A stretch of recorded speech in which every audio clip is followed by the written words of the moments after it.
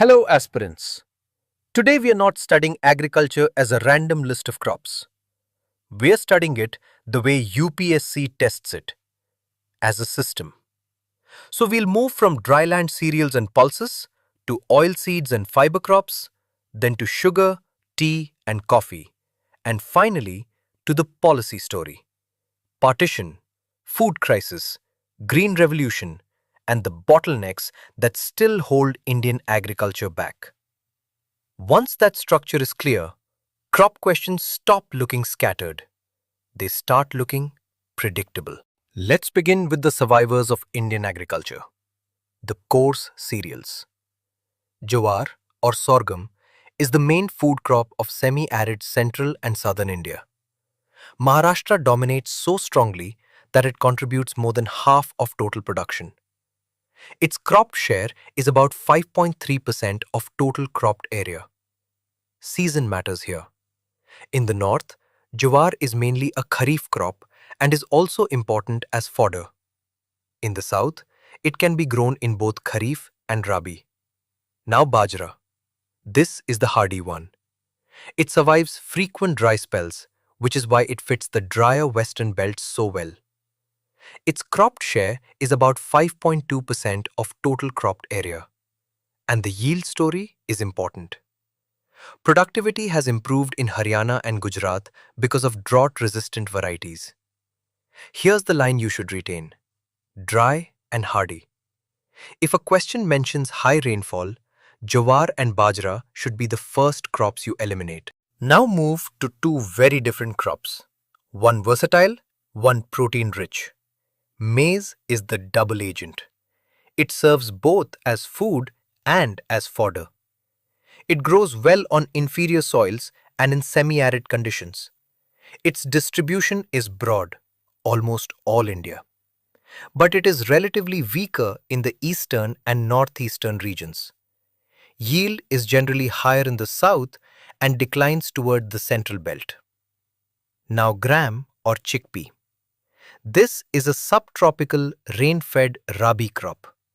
And the post-Green Revolution shift matters.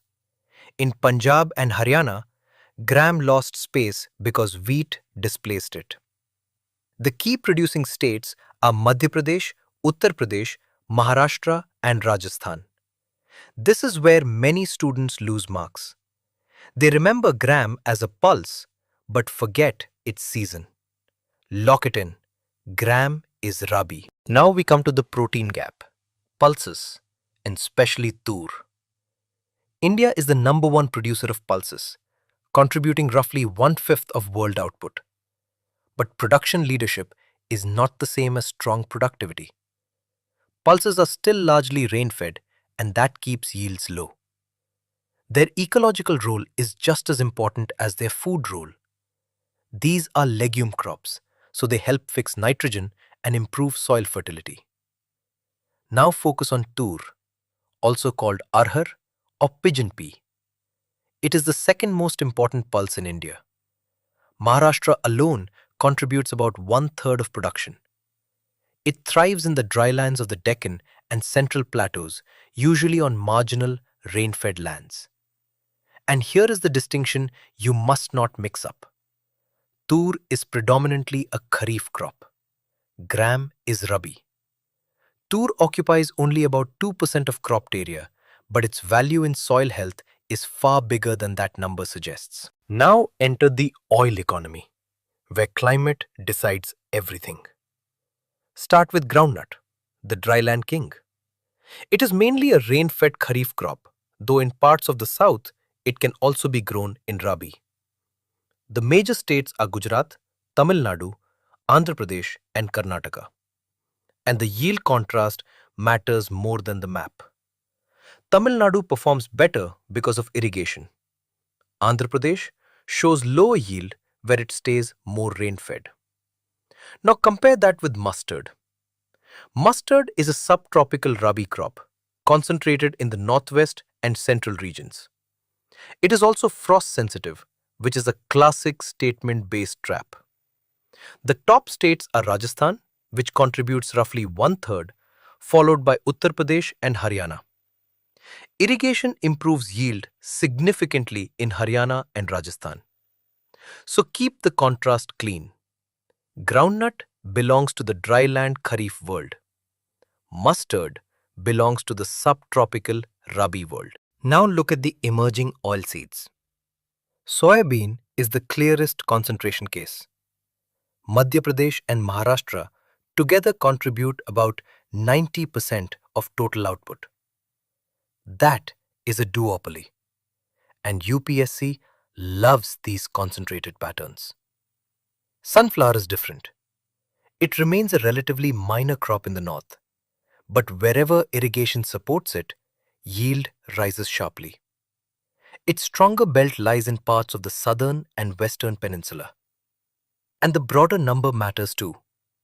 Oilseeds occupy roughly 14% of total cropped area. So when you revise oilseeds, don't do them as a flat list.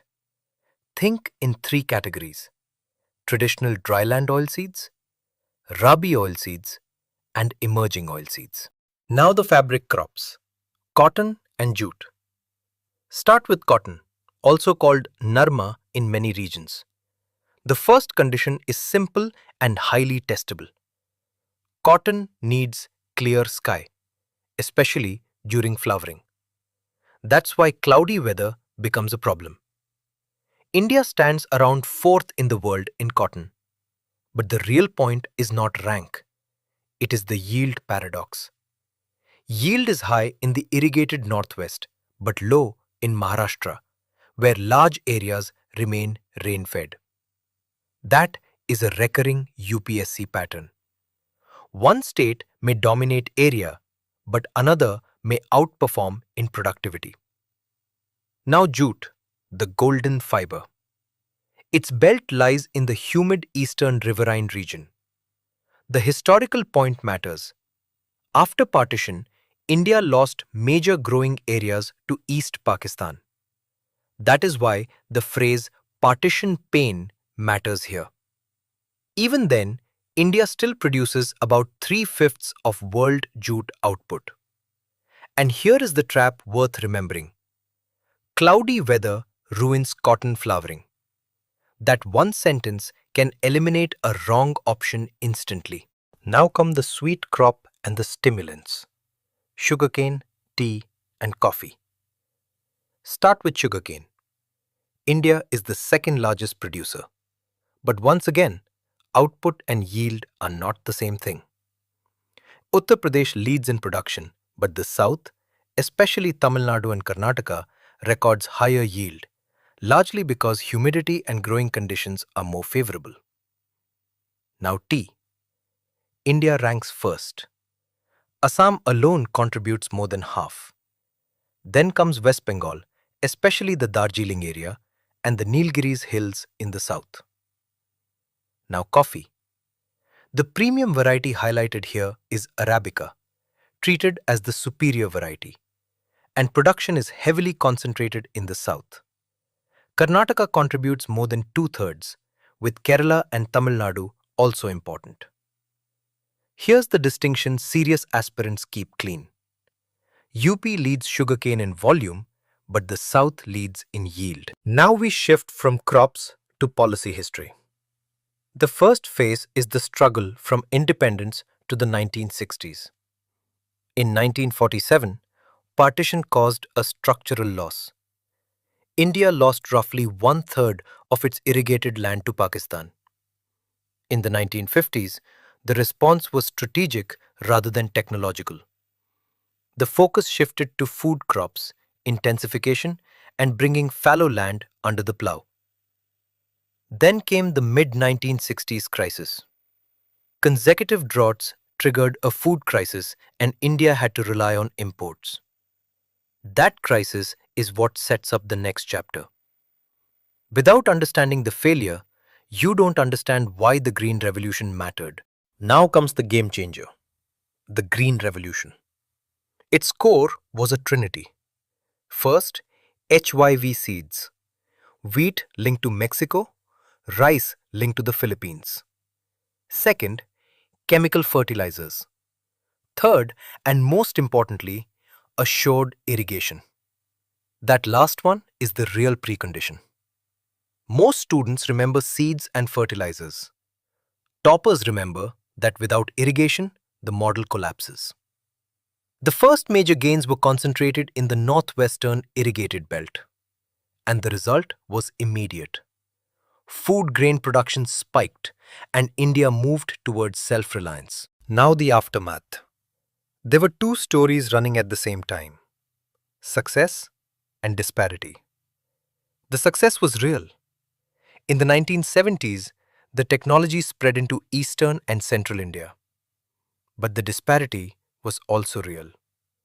Growth remained concentrated in irrigated belts, so regional imbalance deepened.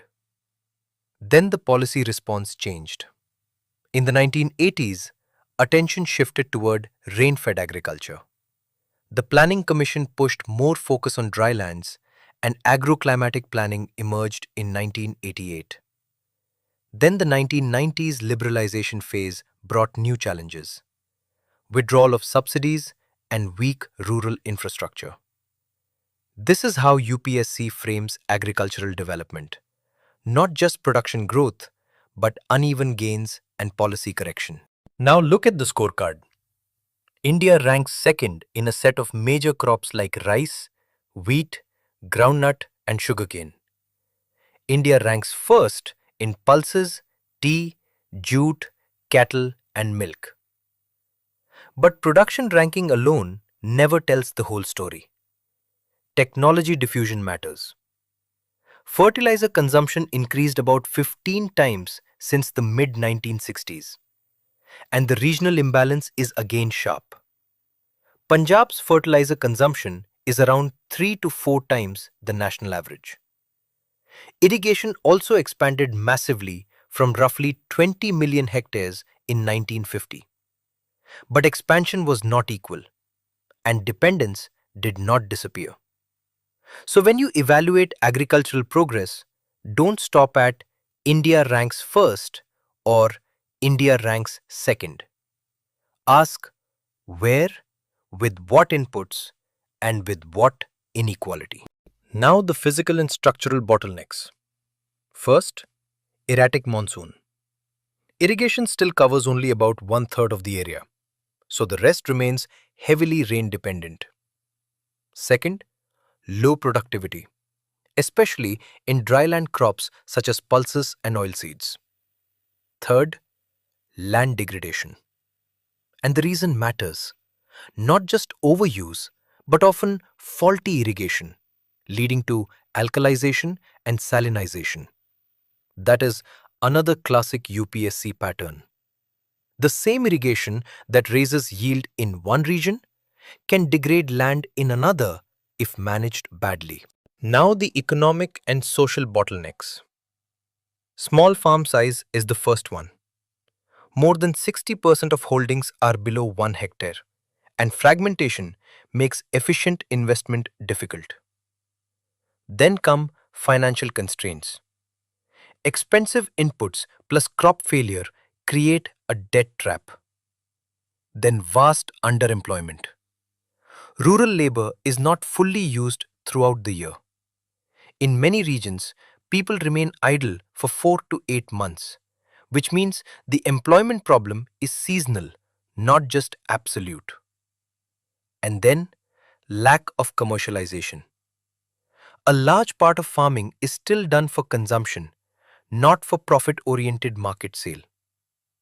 This is where average preparation fails. Agriculture is not only a soil and rain chapter, it is also a structure of rural economy chapter. Now compress the whole chapter into a usable cheat sheet. Jowar and Bajra, dry and hardy. Top states: Maharashtra for Jowar, Rajasthan for Bajra. If rainfall is high, eliminate them. Groundnut, dryland Kharif. Top states: Gujarat and Tamil Nadu. Tamil Nadu shows stronger yield because of irrigation. Mustard, frost sensitive. Top states: Rajasthan and Haryana. Think subtropical Rabi. Cotton needs clear sky. Top states Gujarat and Maharashtra. Cloudy weather means bad cotton. Sugarcane. Humid conditions improve yield. UP leads in volume, but Tamil Nadu leads in yield. That is the distinction that catches weak preparation. This is the exact matrix land use questions are built on. You are now ready to tackle land use questions. You are exam ready.